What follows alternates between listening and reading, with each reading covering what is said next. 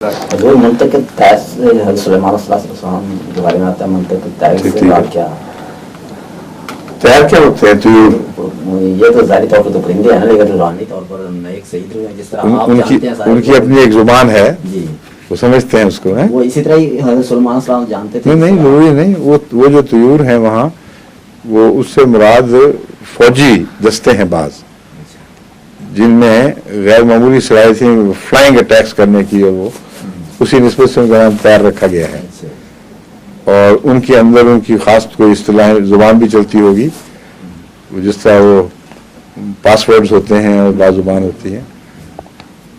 یہ ایک معنی ہے امکان.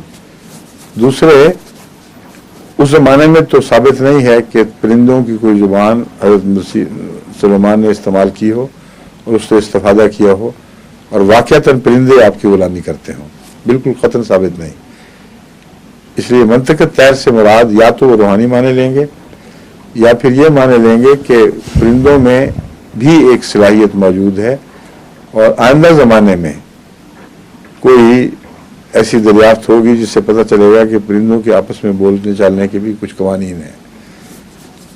تو اس پہلو سے میں نے کئی دفعہ احمدی سائنٹسٹ کو توجہ دلائی ہے، ترکیب بھی بتائی ہے، پر ابھی تک عمل نہیں ہوا. وہ یہ ہے کہ ہماری پچ مختلف ہونے کی وجہ سے ہم بعض دفعہ ایک چیز کو مبہم سمجھتے ہیں، حالانکہ وہ الفاظ پر یا معنی والے ٹکڑوں پر مشتمل ہوتی ہے. آپ جو تقریر کریں اس کی ریکارڈنگ اگر ہاتھ سے چلائیں آہستہ آہستہ تو لوگوں کا بھینس بول رہی ہے، جو بھینسیں چوری ہو کے آتی تھی نا آپ کے ابا جان کے پاس، اتنی بھاری کہ آوازیں ہیں. اور اگر کوئی بھینس کی آواز کو تیز چلا دے تو لگتا پرندے بول رہے ہیں. تو ان کے بیچ میں کوئی ایسا مقام ممکن ہے کہ جہاں آپ ٹھہر ٹھہر کر ان کے فرق محسوس کریں، مفہوم کوئی مفہوم پیدا ہو. وہ مفہوم جو بھی ہوگا وہ بیان بہرحال نہیں کہلائے گا.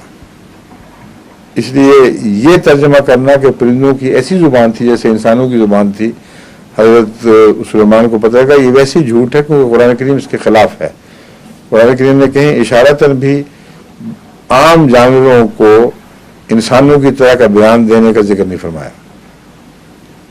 بس جو منطق ہے وہ بیان نہیں ہے، وہ چھوٹے چھوٹے ٹکڑوں میں مافی ضمیر پیش کرنے کی صلاحیت ہے، اس سے زیادہ کچھ نہیں.